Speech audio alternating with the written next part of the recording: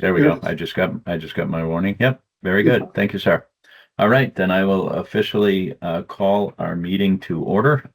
Karen is not attending. She sent regrets, as did Sean. Sean called this morning. He is unable to break free from his job. So we do have three of us here, which meets quorum, and we will continue forward. So with that, I would ask if we have any additions or deletions to the agenda. Hearing none. Let's look over at the minutes here and see what we've got.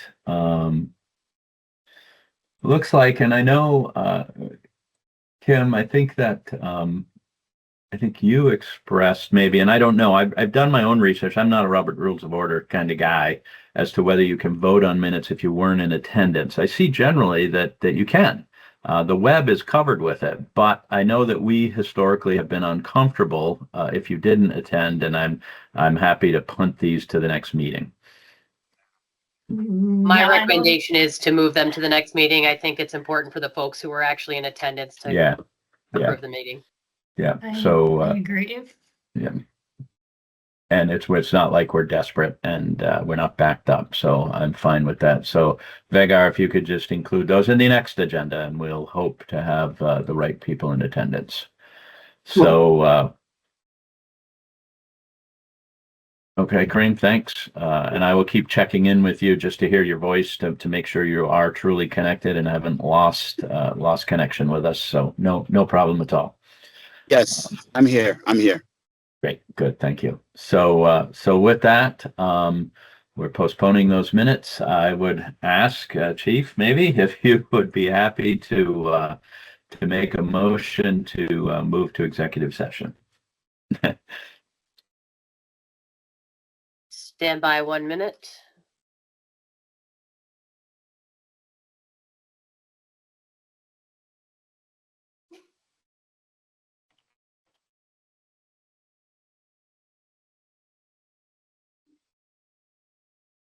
Almost there.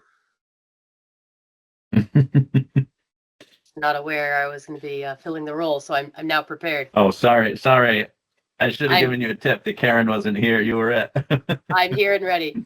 So for 1 VSA 313 executive sessions, I move to enter into executive session to discuss pending Act 56 unprofessional conduct complaints and investigations, which are by law confidential and may result in disciplinary sanctions imposed on the subject officer certification, and to seek legal advice related to such complaints and investigations, the premature general public knowledge of which would clearly place the subcommittee and the subject officer at a substantial disadvantage, and to invite Attorney Kim McManus, Chris Burkell, and Vegar. Thank you. Do we have a second? I can second that. Thanks, Kareem. Any discussion on that motion to go into executive session? Hearing none, all in favor? Aye. Just amongst us in attendance. So with that, I will see you over in executive session.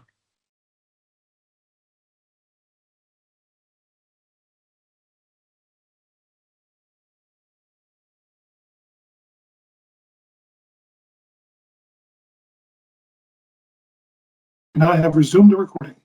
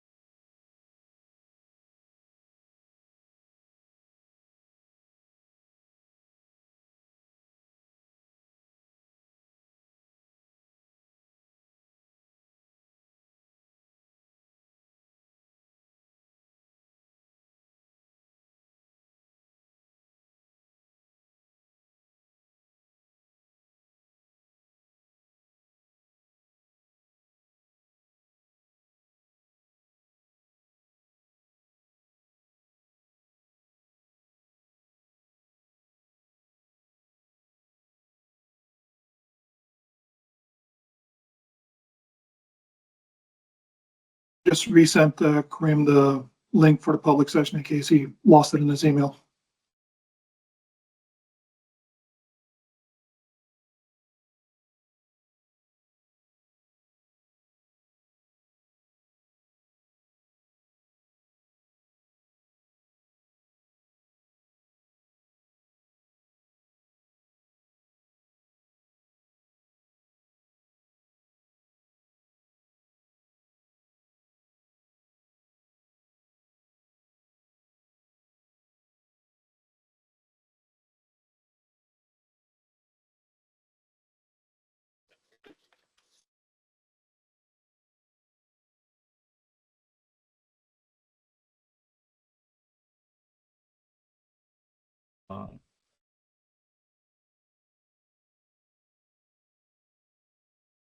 Great. Kareem, if you can just speak and that way we can be sure you're connected. Yes, Wonderful. Great. here. Good. Thank you. So the next item on the agenda is Kim has done some work for us, looking at the pending changes the first of the year when our whole kind of the foundation of Act 56 will change. Kim has started to go through our procedures, making some recommendations for changes.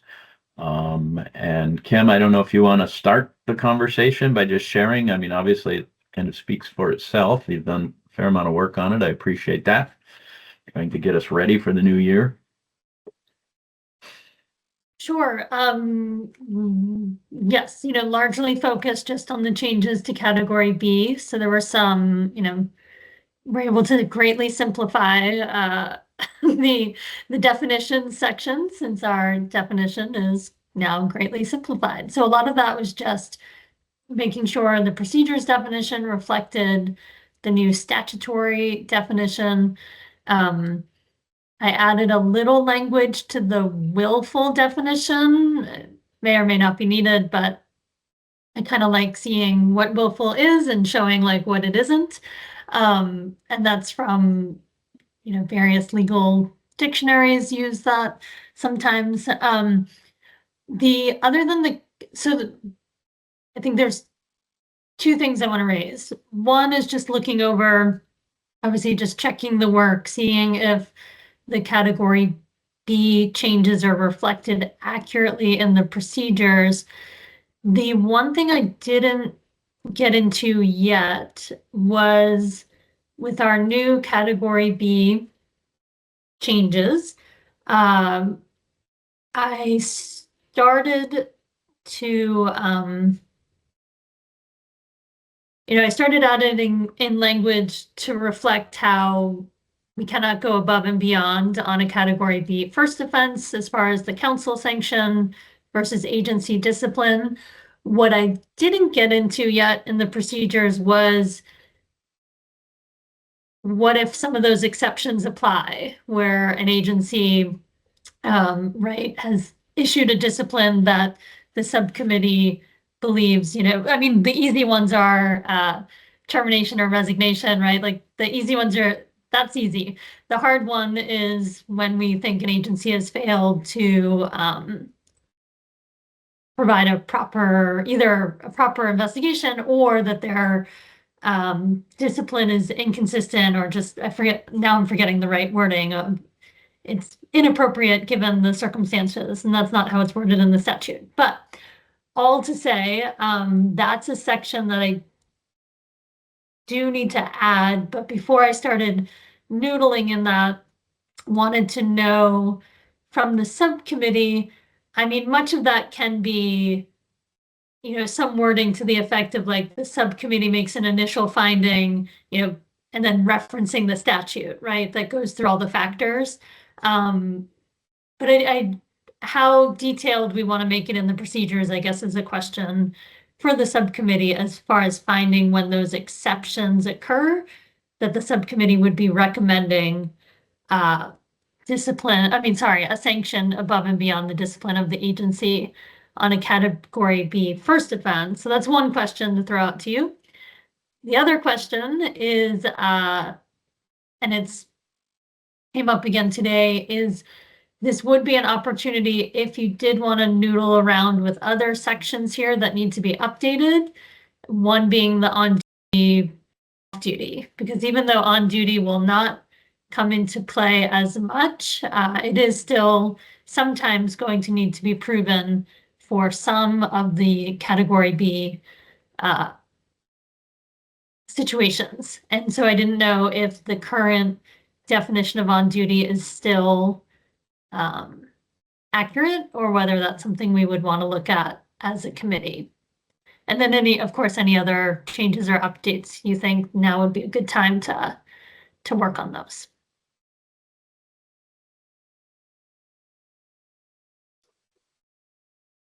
So I just want to make sure that I understand, because there were a lot of folks who participate in this just beyond our small committee here, reference the taking action beyond the agency's choice. My understanding was that that was our limitation. That was our hard stop. Was that? No, I just found it here in the act. It's we can take action if the disciplinary action taken against a law enforcement officer by the law enforcement agency is clearly unreasonable, considering the following factors. And then it goes nature, seriousness of the offense, the law enforcement's job level, certification level, type of employment, past disciplinary record, work record, and there's a whole, it goes through, oh my God, all the way down to letter L. So there's a bunch of circumstances in there.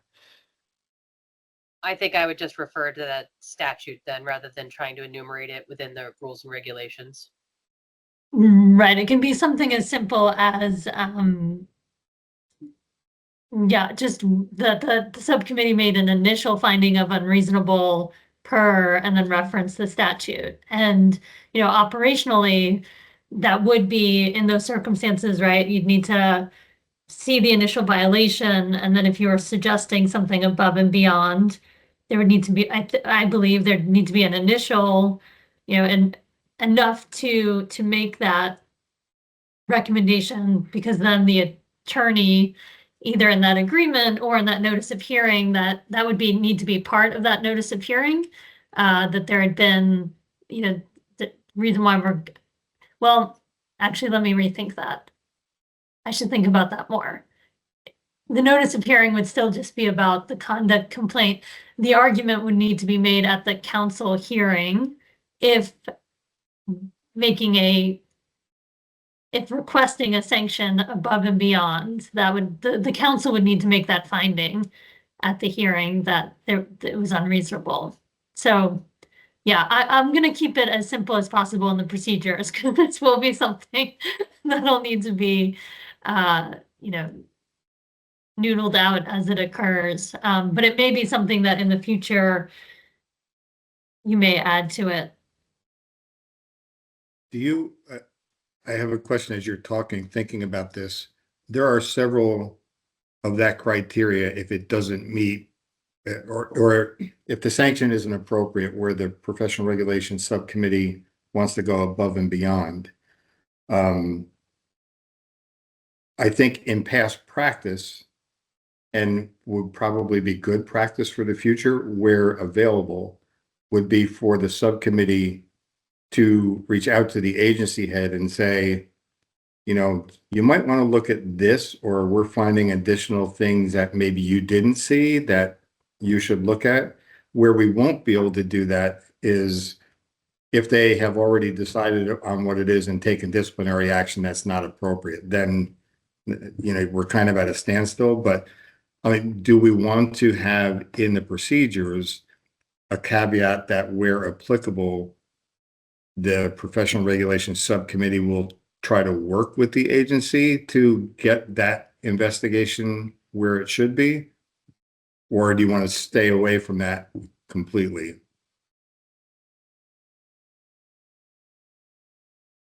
I mean, practices, we can still do that where it's applicable and maybe just not have it in the procedures. I mean, I want to be careful, because I've seen some chiefs, I think, that want to make us the heavy. They don't want to cross the union. They don't want to upset the apple cart. It's like, well, they told me I had to. So I think we can be a support. We can be a sounding board, certainly. But I wouldn't want to be involved on ground level.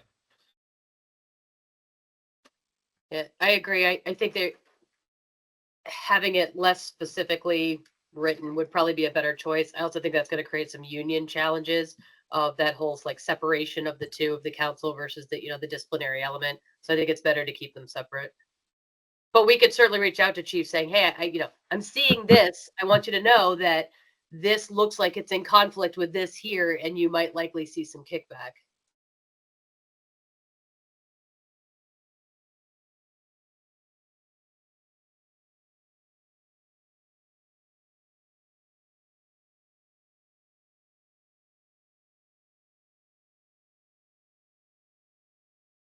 Any issues with the current suggestions for changes?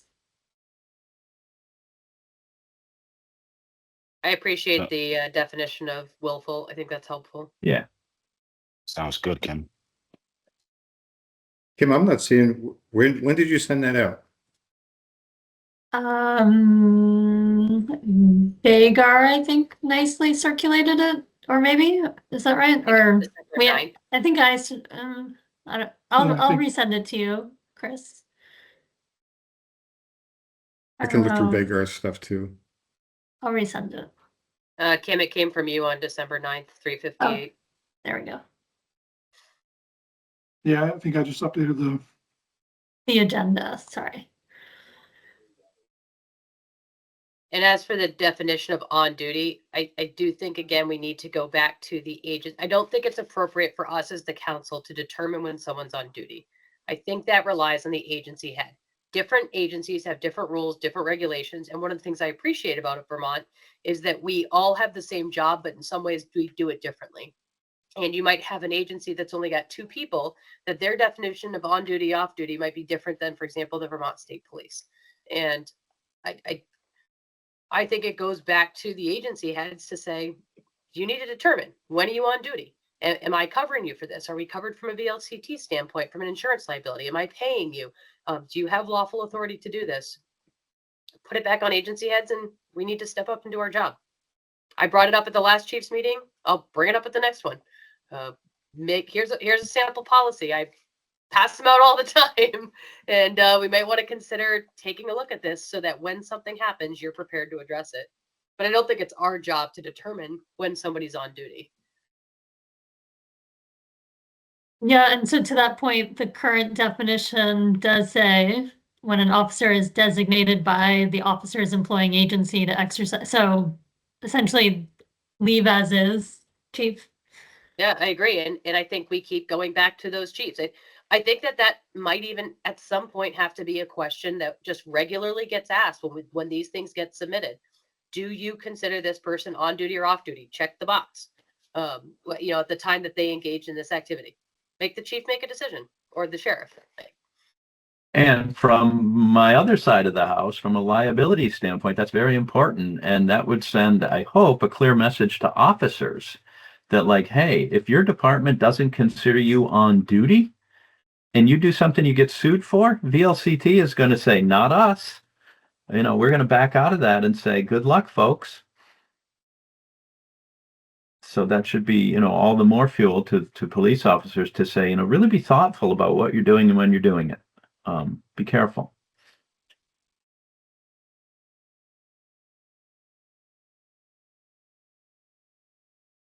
vote Chief Henley, be a good witness. There you go. Exactly. You're muted, Jen. I was going to say that we are seeing some of that specifically around firearms. So we saw a decrease this year in the number of officers who did off-duty handgun qualifications.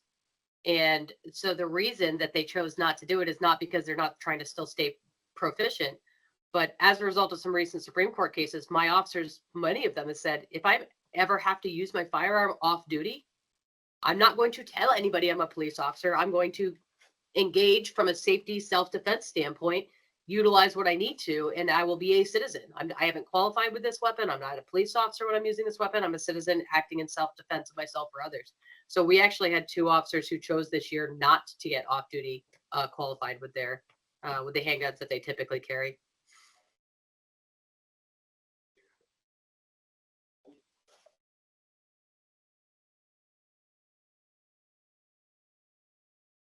If the subcommittee's comfortable, I will add a little bit more language about as far as, if the suggestion is to go beyond the agency's discipline.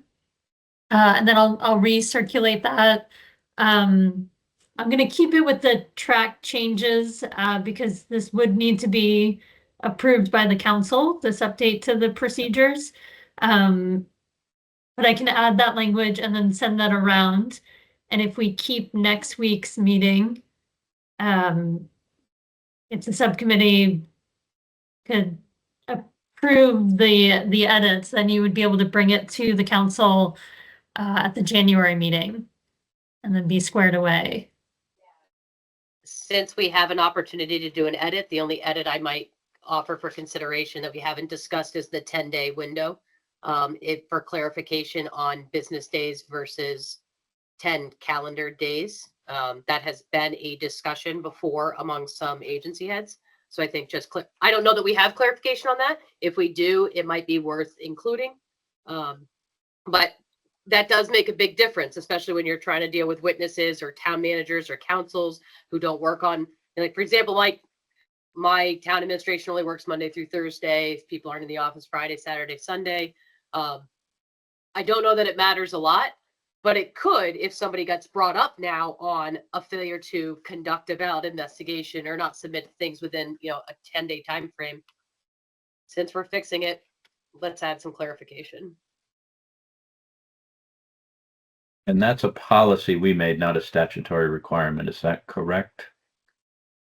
I believe so. I don't think there's anything. Hold The on. statute does say 10 days, but to your point, it doesn't say What kind of calendar days? business. Your procedures note 10 business days for category A.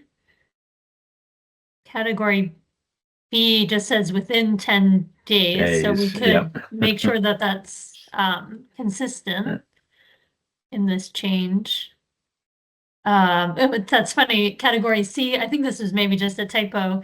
Category C says 10 business days, so it's just the category B.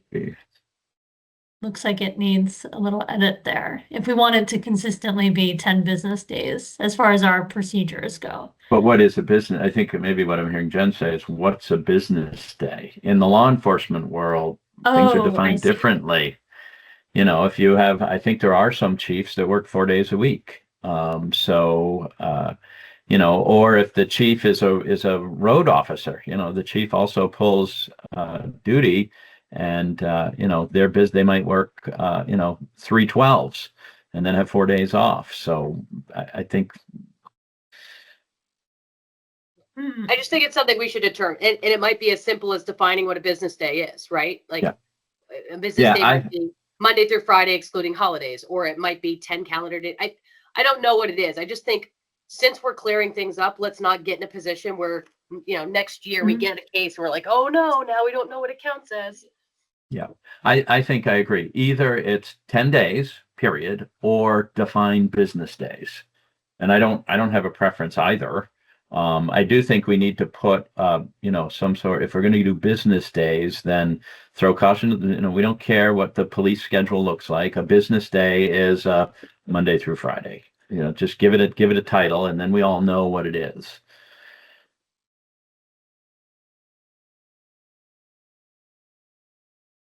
No. I mean, is it unreasonable to just for clarity, so that we don't have to get into this granular detail, is 10 calendar days unreasonable? We're not asking for an entire investigation to be conducted. We're just asking for notice. Fill out the one form. Yeah. I don't think 10 calendar days is unreasonable. It's going to put a rush on things. And sometimes you're going, wait, is this an actual complaint? Somebody told me they were going to make a complaint, but they haven't come in yet. So I do think there's some things that we'll have to work on. I've had someone say before, like, I want to come in and complain about an officer. And then they don't come in for 2 weeks. Did that start the 10 days? My argument would be no, until you have a complaint, the 10 days does not begin. But I think 10 calendar days makes it really simple.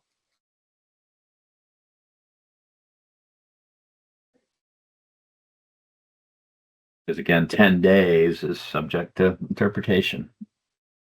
So I'm very comfortable with 10 calendar days if it doesn't seem unreasonable to others.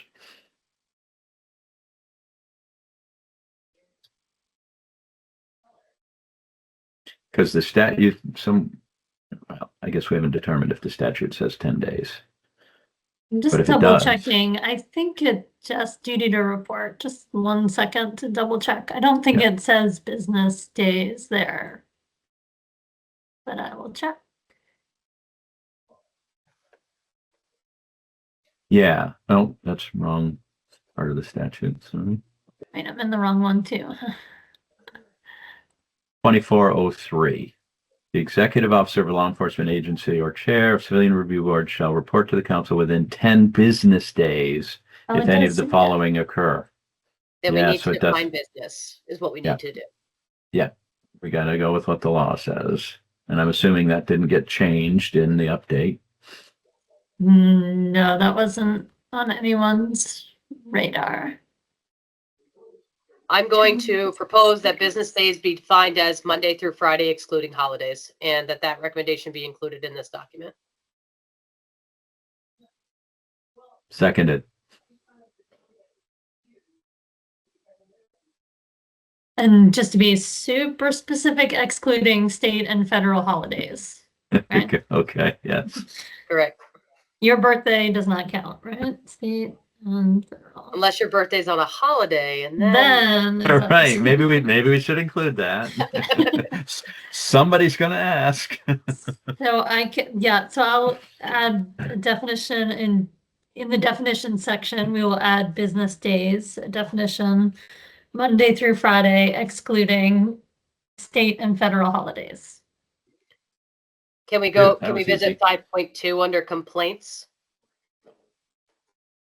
Under 5.2, it talks about that the executive director shall refer such complaint to the executive officer of the agency that employs the officer. Such agency shall be, responsible for conducting a valid investigation, which must be concluded by such agency. It goes on and on. Mhm. We have had 3 investigations within the last year where officers were dual employed at multiple agencies. And there was a lot of confusion regarding whether or not those agencies each had to do independent investigations, or if one investigation could be conducted and then shared with the other agency. I know that because one of those questions came to me because I was the investigating officer on that case. And it was somebody who was full-time here, but part-time at 2 other agencies. And I said, I'm happy to do the investigation. I will give it back to the initial agency that asked me, and that agency can then share it with you. Would it be valuable to note here that, I mean, the whole goal is that the investigation is conducted, right? And that all of the executive heads have access to it. So where it says agency should be responsible for conducting a valid investigation, you're not like part-time officer agency head isn't conducting it, but the full-time agency is conducting it. Is there a way to make it clear that if they're dual employed, one agency can conduct it and share it with the other? Yeah, I think we can do a sub, just 5.2.1, and I can add if officer is employed by more than one agency, something to the effect of one agency will lead the investigation and share with something. Is that where you're, yeah. Or may lead, not that they have to, because I don't want an agency head to have to share the investigative things with the other agencies. Like if 3 separate agencies all want to conduct their own investigation because you have different policies and different procedures, I'm okay with that, right? So like I have a different rule than Hartford has. So you might have violated my policy, but not violated Hartford's policy.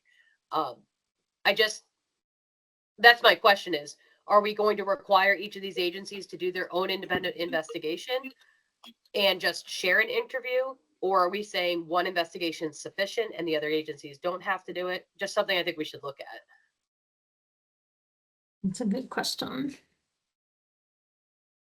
I mean, my preference is that everyone does their own, technically, I guess, investigation, but you could use shared investigative material. You have one person who does all your findings, but in the end, as a chief, this might not violate somebody else's, but could be a huge violation on my policy. Let's hope the code of conduct clears that up. Right. Yeah, because the statute says each law enforcement agency, et cetera, that a law enforcement officer employed by the agency shall conduct a valid investigation. But to your point, you're saying the agency still needs to conduct a valid investigation, but can the findings be shared? Well, I guess this might take a minute. We're gonna have to go pick through the definition of valid investigation. Yeah, I just think it's worth looking at and Yeah, just let's once we highlight have that. the answer, it will be nice when we do some Act 56 training to be able to explain to Mhm. agency heads, you're not off the hook because your guy works for somebody else Right, and they did the investigation, so you're good to go. Because honestly, that's what I'm seeing. Like, oh, well, the full-time agency is going to do it. And if they find something, then we'll do X, Y, and Z. No, you also need to do an investigation with your policies and your protocols to find out if there's a violation. Now, if they were working as a sheriff and it was okay at the sheriff's department, but not okay in my department, I think there's a lot of challenges there, right? Like, what badge were you wearing at the time that you engaged in that policy and that protocol? But I think we need to be very clear with chiefs and sheriffs. You still, if there's an allegation of misconduct, you may still have to look into it, even if the person wasn't employed by you at the time, especially under the new code of conduct, which includes off-duty behavior.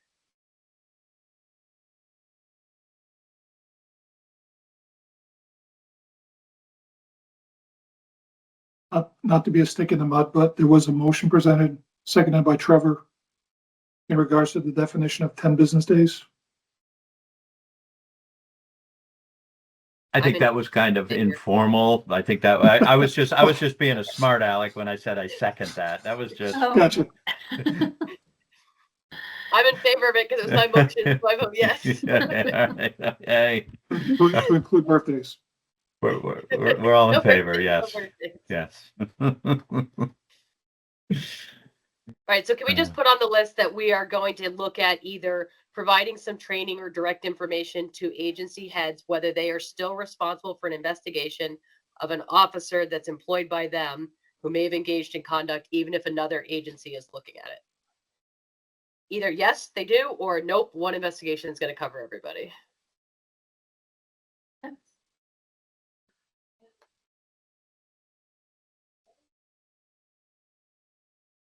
I have reached out to Roger Williams, and they are sending a proposal to us to do internal investigation training. Have a class here. It's their 5-day program. So we're looking into that. To include Act FBI 56. lead is going to, I think Northfield or Montpelier. I think it's Montpelier. They're coming up to Montpelier to do a training as well.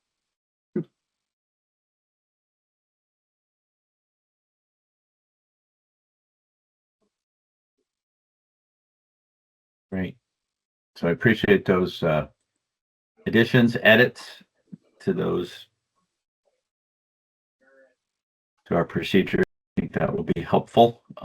Certainly helpful as we try to push out training. Now, Chris, I know you were supposed to deliver something to the Chief Sheriff's Conference. You know, do we have a vision yet of how we're going to get everybody to sign off on this code of conduct, making sure that it's been adopted and a plan going forward, or we're in the process. I had a PowerPoint done for the chiefs and sheriffs, then it was canceled. Now it's been revised. Now we're having problems with the voiceover that hopefully will be resolved by tomorrow, that I want to get out so that agency heads, at least on the code of conduct, have got some, grasp of what their requirements are and how we got where we're at. Getting back to other trainings, like as other things that are coming up, I think it's going to be valuable for us, like right after the beginning of the year, to develop a training specific to professional regulation.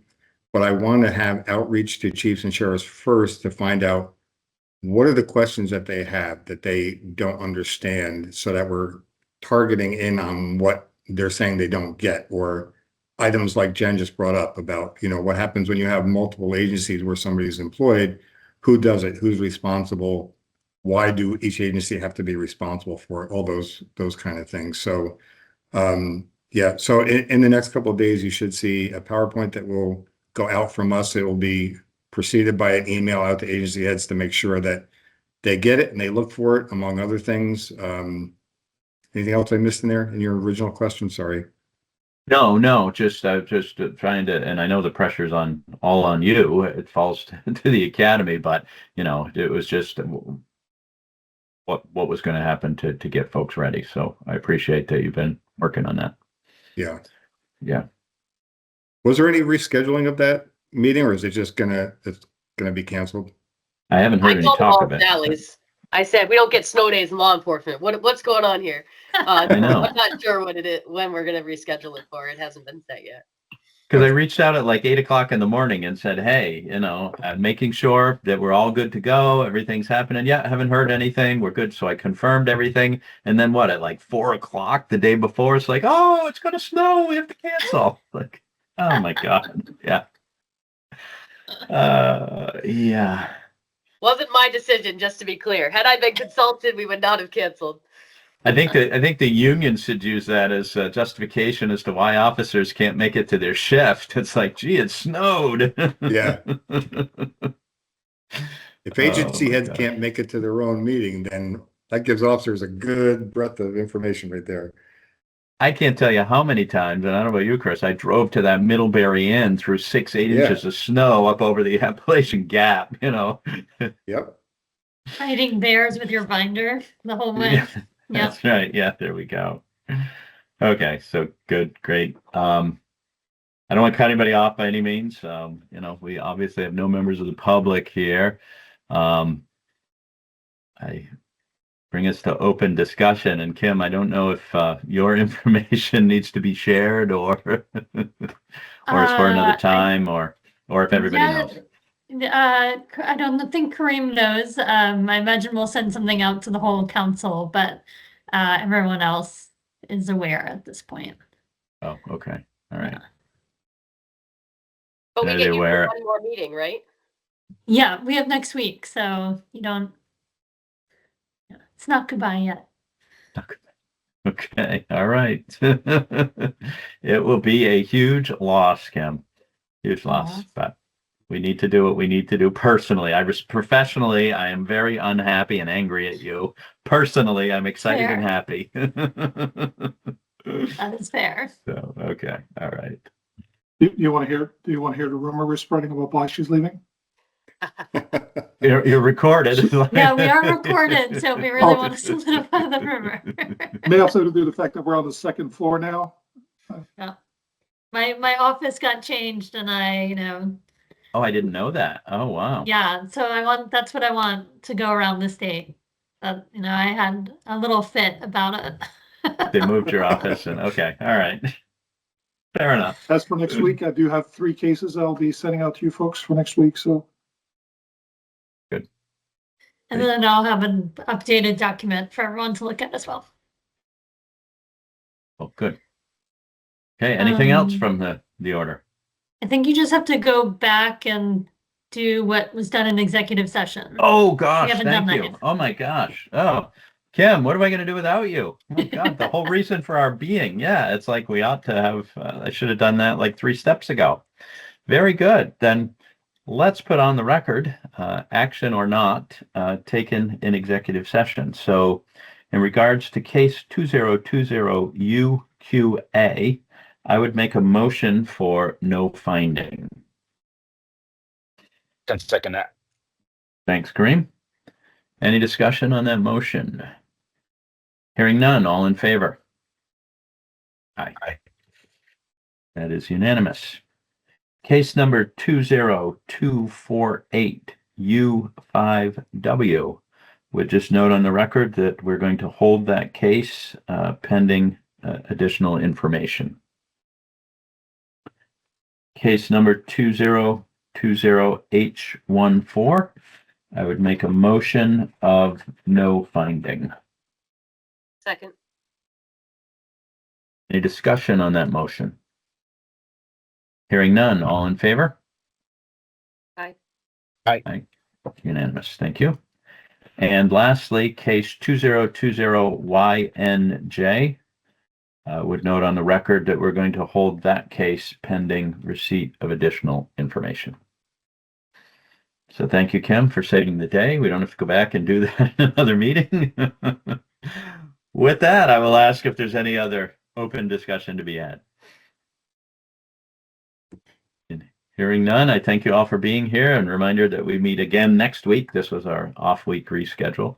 So I would seek a motion to All right. adjourn. Motion to adjourn? Anyone? Motion to adjourn. All right. I'll second. Very good.